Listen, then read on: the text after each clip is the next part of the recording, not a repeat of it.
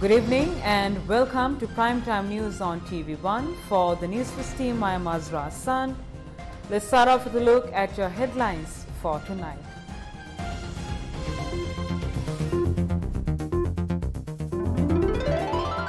World's largest star sapphire found in Ratnapura. Sri Lanka receives 1.6 million Sinopharm jabs from China. President expects all people above 30 years to be vaccinated by August. Teachers to continue trade union action as talks with Prime Minister fail. University lecturers to withdraw from online teaching. Indian cricketer Krunal Pandya tests positive for COVID-19. Second T20 International postponed.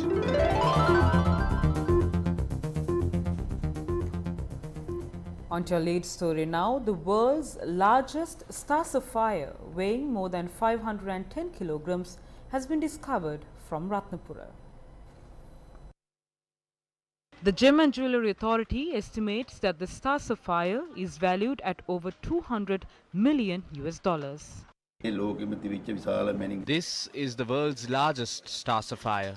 It was unearthed 8 months ago. I was informed of it. We knew about its value, but we did not reveal it to the public. The sapphire was found in the Kahawat area in Ratnapura, that is located in the Sabaragamuwa province. We cannot divulge the exact location due to security reasons. The weight of the sapphire is about 510 kilograms or 2.5 million carats.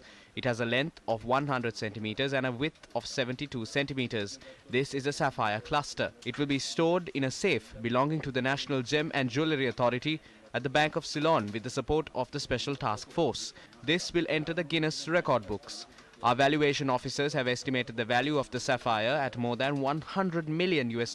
We believe that this can fetch a price of more than 500 million or even $1 billion. The Saudi royal family has also heard about this. We call this the serendipity sapphire.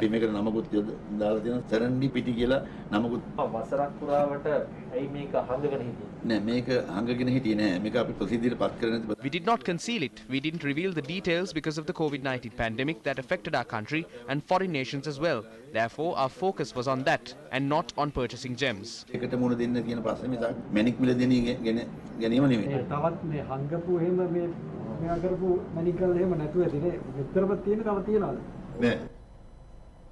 Sri Lanka received a donation of 1.6 million Sinopharm jabs from the Chinese government today. The consignment arrived on board 2 Sri Lankan Airlines flights that landed at the Bandaranaike International Airport at 5:30 this morning. This consignment is incidentally the largest consignment of vaccines donated by the Chinese government through a single delivery.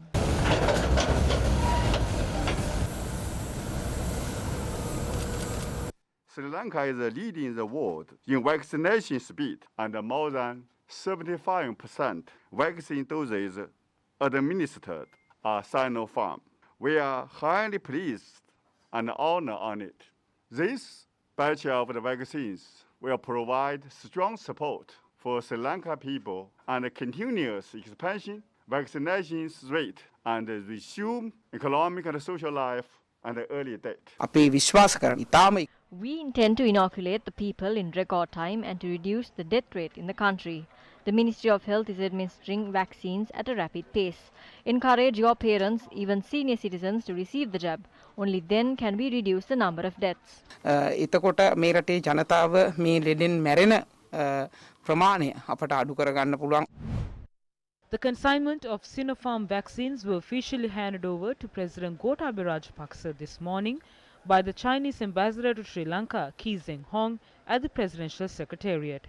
The Presidential Secretariat has directed the consignment of vaccines to the Ministry of Health in order to be distributed to the northern and eastern provinces for those above the age of 30 residing in the respective areas to be inoculated. Iterating his intention to complete the inoculation process of all those above the age of 30 in the country by the end of August, the President also expressed his willingness to recommence tourism-related activities by September.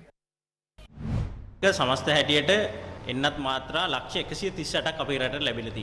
Lanka has received a total of 13.8 million vaccines as of now. The 5 types of vaccines currently utilized in the country are AstraZeneca, Pfizer, Moderna, Sputnik and Sinopharm. A total of 10.07 million Sinopharm vaccines have been delivered to Sri Lanka, with the latest consignment of 1.6 million doses delivered today. We will continue to receive consignments of Sinopharm vaccines on a weekly basis.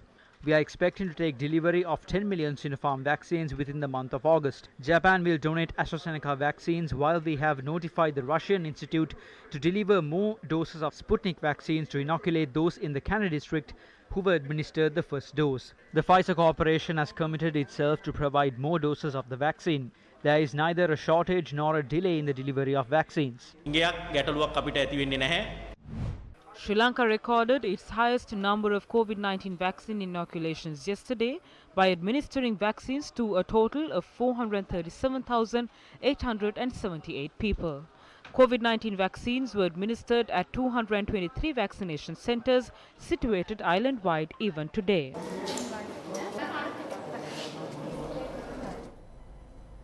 (1,185) COVID-19 patients have been identified thus far today, the 27th of July, increasing the total case load in the island to 299,366. This was confirmed by the epidemiology unit of the Ministry of Health. Now, 1,349 cases have recovered so far today. Sri Lanka's COVID-19 cases began to record a spike in April. This prompted authorities to impose island-wide travel restrictions the following month. At the beginning of May, the country's tally of COVID-19 cases stood at 106,488. This rose to 181,003 by the end of May. Accordingly, 74,515 COVID-19 infections were recorded that month. Sri Lanka's count of COVID-19 cases that stood at 187,186 by the 1st of June rose to 253,596 by the end of the month.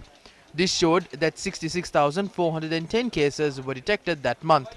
Official figures indicate that the COVID-19 infection tally stood at 255,479 by the 1st of July.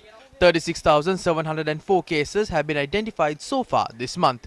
Meanwhile, health officials are continuing to issue warnings over the threat of the highly contagious COVID-19 Delta variant. We haven't identified anyone with the Delta variant at the time of detecting the infection. They were only identified as people whose PCR test returned positive results. Most of the infected people were identified to have contracted the Delta variant after they had been discharged from medical care. That is because if the first test returns suspicious results, we will desequence the sample to obtain the data. This requires time. At this point, we would have to assume that all infected individuals may have contracted the Delta variant. Yesterday,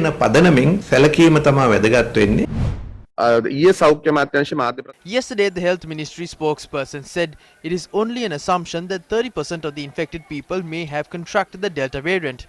That is not a definite statement, but 90% of the deaths are of unvaccinated people.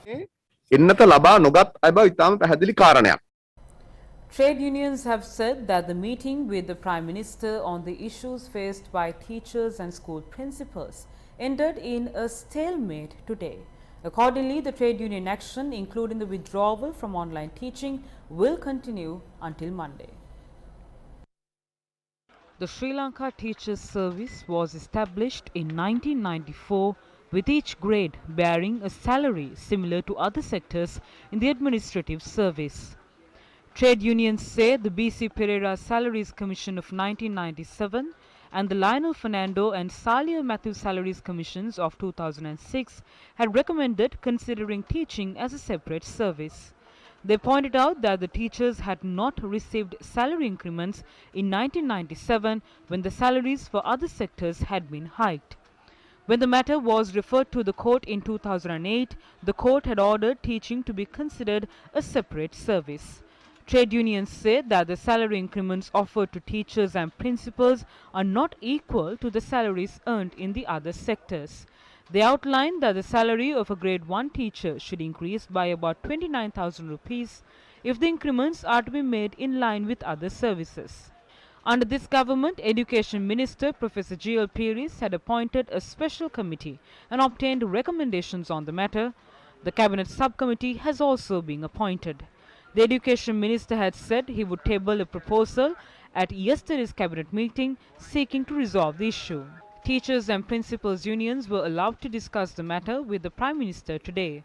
According to the Prime Minister's office, the Prime Minister had said that a final decision on declaring the teachers' service as a separate one will be announced after next Monday's cabinet meeting. The government accepts what you say. There is no issue in that. But we must explore the means through which we can implement this. There is a problem relating to funds. The government is facing that. Therefore, we have to take that into account along with the impact it can have on other industries. Your suggestions would definitely be tabled in Cabinet next Monday. We will then make a decision at the Cabinet meeting and then meet again.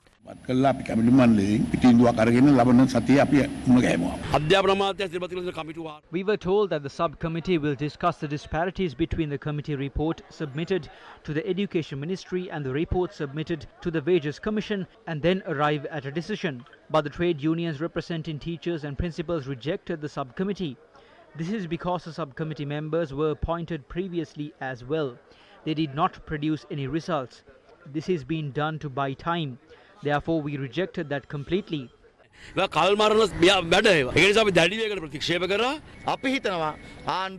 don't believe that the government wants to solve this problem genuinely. We understood that throughout the discussion. We will continue our trade union action until that is resolved. A report prepared in 2018 says that it will cost around 60 billion rupees to resolve the salary anomalies of teachers and principals in a year. This figure would be higher now. It would definitely not stand below that. We feel that the government doesn't have the financial capacity to make the relevant changes at this time. Everyone has understood the current situation in the country. The Finance Minister has also agreed to take relevant measures to resolve these anomalies through the upcoming budget. Meanwhile, 2 protests were staged in the country demanding a solution to the problems faced by teachers and principals. These were the scenes witnessed during the protest in Manampitia.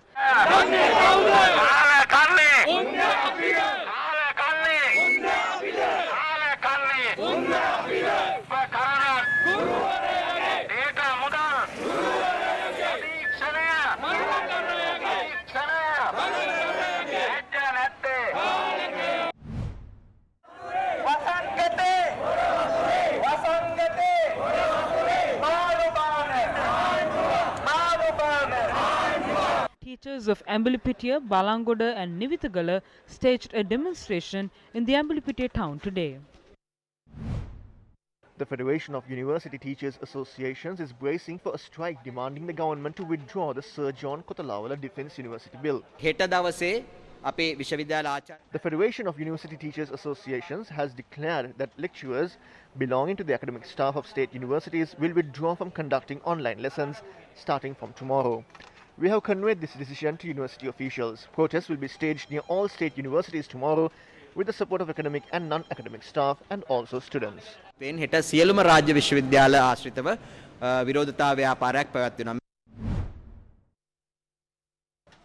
the Inter-University Students' Federation staged a protest in the Badulla city today. The amended bill is due to be presented in Parliament on the 6th of next month. We never requested any amendments to the bill. The citizens of this country wanted the government to withdraw this bill. This is a bill that will seal the fate of free education in the country.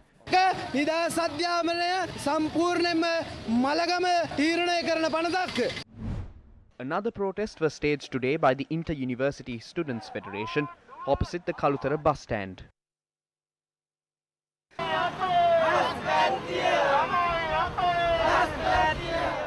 Multiple trade unions, including the General Medical Officers Association and the Federation of University Teachers Association, together with the Inter-University Students' Federation, convened a media briefing today.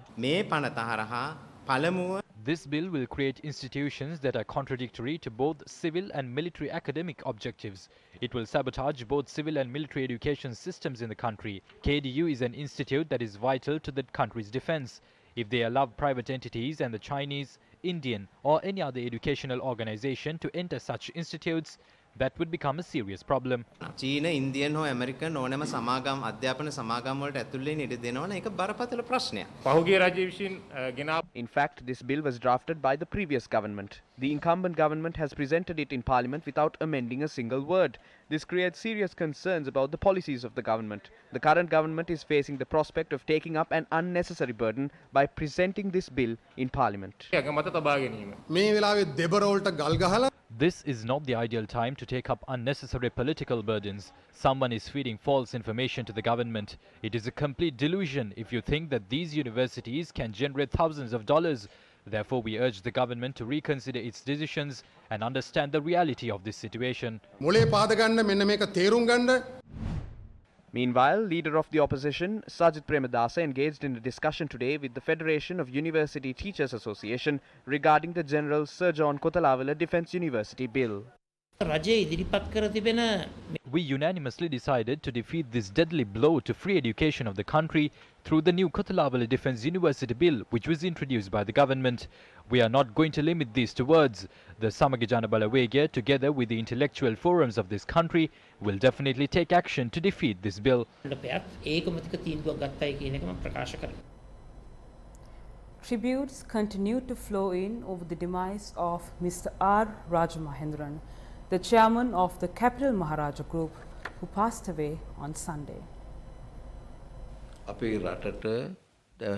We cannot forget the services he rendered at the Maharaja Company, as he rendered a yeoman's service to the country by offering employment to several unemployed individuals. We wish to express our condolences over his demise whilst remembering the loss faced by this country due to his departure.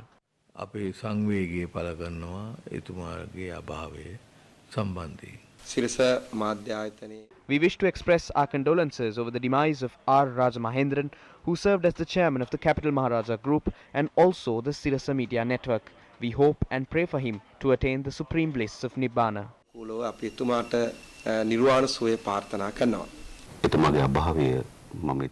I believe his demise is a massive loss to the country and the media and business industries. We wish to express our condolences to his family members and the staff of his organization. He rendered a yeoman's service in uplifting the economy through his contributions to the business and industrial sectors. His demise has shocked all of us. The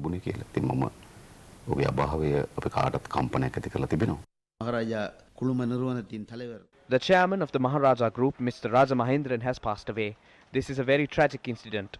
Mr. Rajamahendran was a person who showed great enthusiasm towards the media industry. It was during his tenure that he created channels such as Shakti and Sirasa TV and rendered a great service by bringing the issues of the people to the attention of the government. It is on this occasion that we express our condolences over his demise. We are requesting the Mahendran family that would be running the company to continue working courageously in the future as well.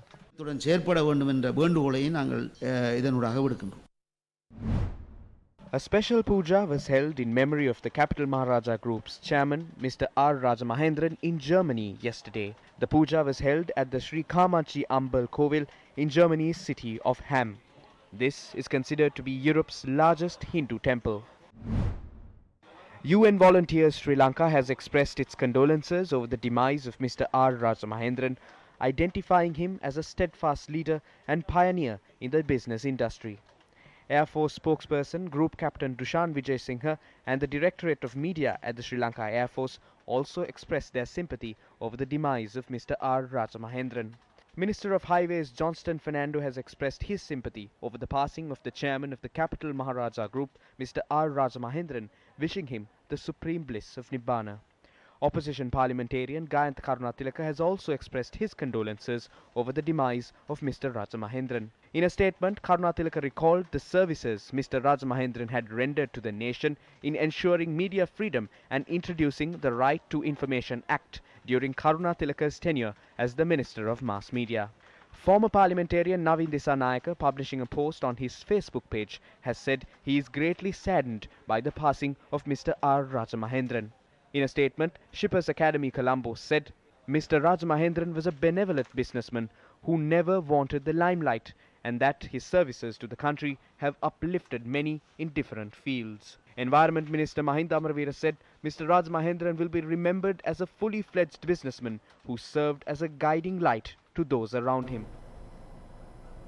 Tensions flared during a discussion held between representatives of farming communities in the Polonnaruwa district and state officials today. Now, the altercation occurred during a forum held in relation to the Vistas of Prosperity Sustainable Agrarian Program. The debate ensued between the Minister of Agriculture Mahindananda Alutkamage and farmers' representatives.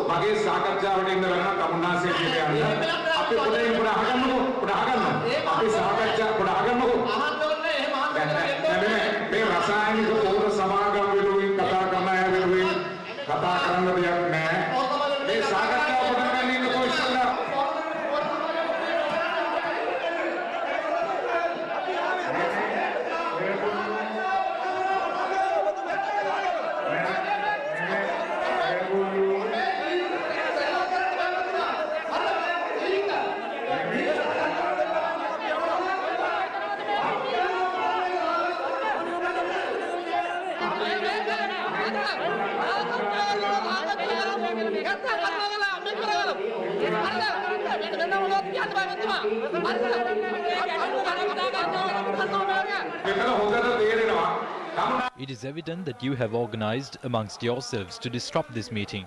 We also have the strength. We came here to discuss this. Therefore, let's discuss about the matter. I won't dance to the tunes of others. I came to lend an ear to the farmers' grievances and to provide solutions. But you can't create a tamasha here. We have come here on behalf of the government. I will listen to any issues that you have. Please sit down.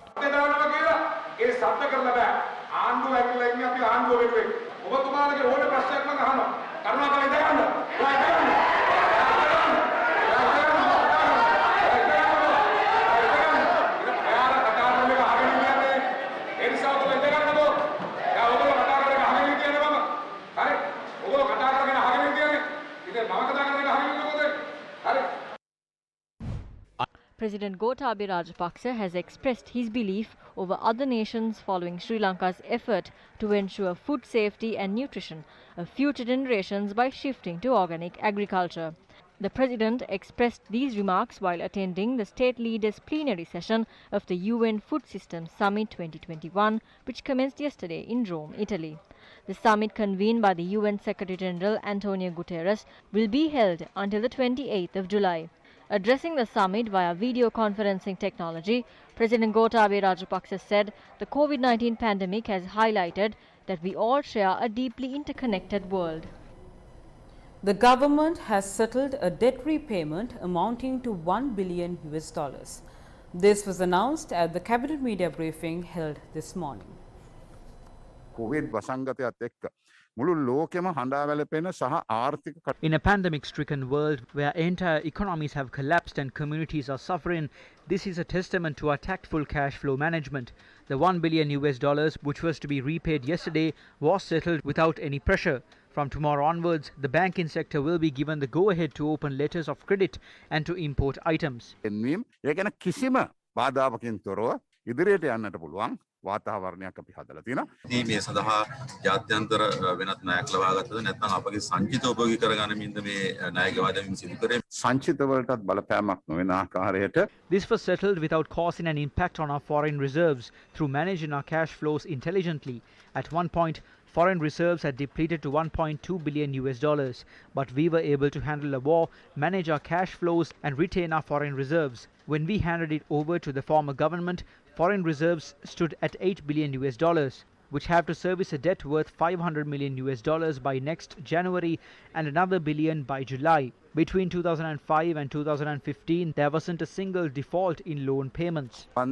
අපේ ඉතිහාසයේ පළවෙනියම විශේෂම මහින්ද රාජපක්ෂ මැතිතුමාගේ 2005 සිට 2015 කාලය තිබුණා එකම අවස්ථාවකත් අපේ default එකක් තිබුණා. Meanwhile, speaking to Economy Next, State Minister of Money and Capital Market Ajit Niwad Kabral has said Sri Lanka's forex reserve fall after a July sovereign bond payment will be temporary and will be boosted later with other inflows, including investments into underutilized government properties.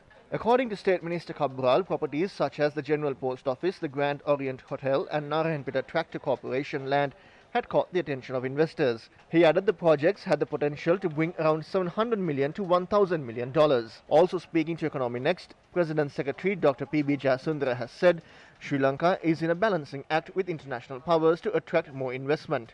Jasundra told Economy Next, quote, "We are balancing because everybody is interested in Sri Lanka. Now that is our strength and we should read well. Everybody's presence makes one business center and everybody's presence is in business and not anything else," unquote. Cabinet approval has been granted to hand over a 5.3 hectare land located adjoining the SAGT, CICT and East Container Terminals of the Colombo port for the construction of a cargo service supply centre. The proposed cargo service supply centre is to be implemented under a private-public partnership where the CICT Corporation of China will hold a majority stake. We expect an investment of around $200 million for this project. Cabinet has given the go-ahead to implement this project as a private-public partnership. I believe it will act as a great leap forward. A project to beautify 100 cities was kicked off in Kurunegala today. Prime Minister Mahinda Rajapaksa attended the event through video technology.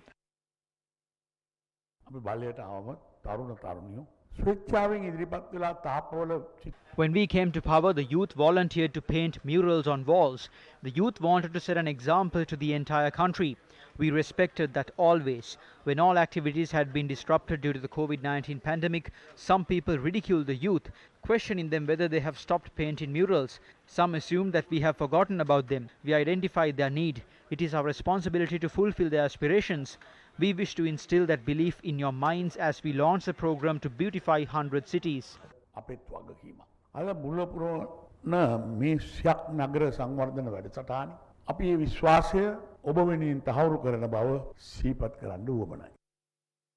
government is said to spend 20 million rupees to develop and beautify each city. Accordingly, the government has allocated 20 billion for the project. Up next is Crime Watch.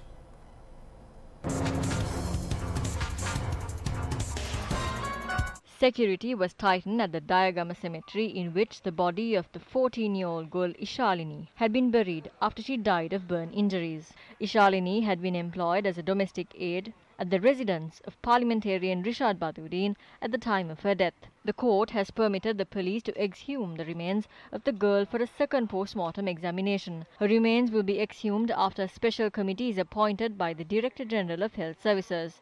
Parliamentarian Rishad Badudin's wife, father-in-law, brother-in-law and a broker have been arrested and remanded over this incident. Yesterday, the Attorney General had requested courts to name Rishad Badudin as a suspect in the case. It is an offence under the law to employ a 15-year-old girl as a domestic helper. This is a serious offence as it has been committed by a member of parliament in which laws are made.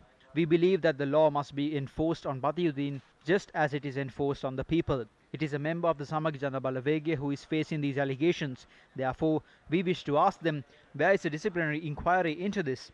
This involves an important leader in their alliance. Where are the strong decisions of the Samag Jana Balawege? Nothing has been done. Therefore, it is clear that the Samag Jana Balawege has become silent in the face of Ishalini's death.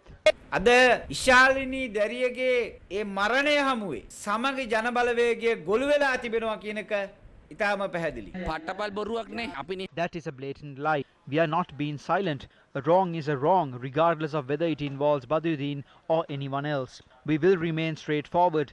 This is not our government. It is the government which must investigate Badudin's offences, file cases and take action to imprison him. Is it us who are closely linked to Badudin's group of MPs? They voted for the 20th Amendment. They voted against the no-confidence motion. Our group, led by Sajid Premadas, has expressed our objection. They must not keep on saying that Badudin must be punished if he has done something wrong and engage in politics through that.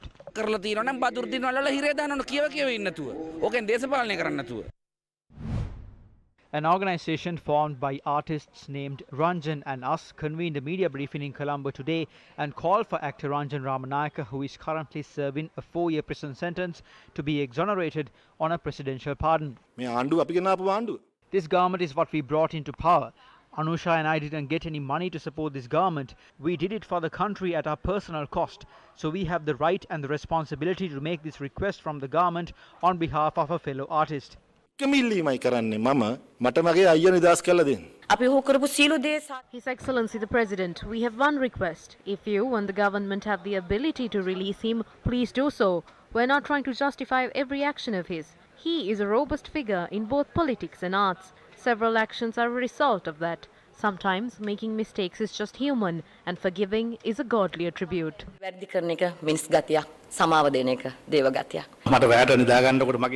Ramanayake is a sensitive soul and an artist who stood against injustice at all times. Ranjan is very direct in his speeches, but he speaks for the truth. When I sleep at night, I cannot help but remind myself of how Ranjan must be sleeping. A great sorrow engulfs me. A man with a beautiful heart has been sentenced to 4 years in prison over a few words he spoke about the law. Since the decision has been ratified by the Supreme Court, we cannot do much, but we can request the President to consider granting him a presidential pardon. As artists, we are helpless at the moment. The best we can do is to unite and direct the President's attention towards him. It has been 200 days since he was incarcerated. He has suffered for 200 days. We are hopeful that the President would take these matters into consideration and pardon him. Ranjan is an artist the country needs, an artist who is honest and humble. We should all protect him. He is an asset to the country.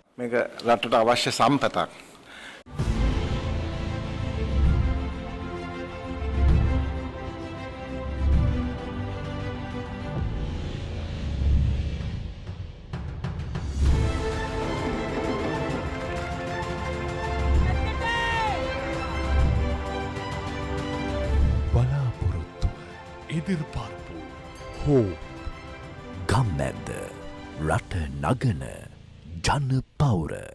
And that's a wrap of this edition of Primetime News. For the Newsfirst team, I am Mazra Hassan with our sign language interpreter for tonight, Brian De Cruz. Take care and good night.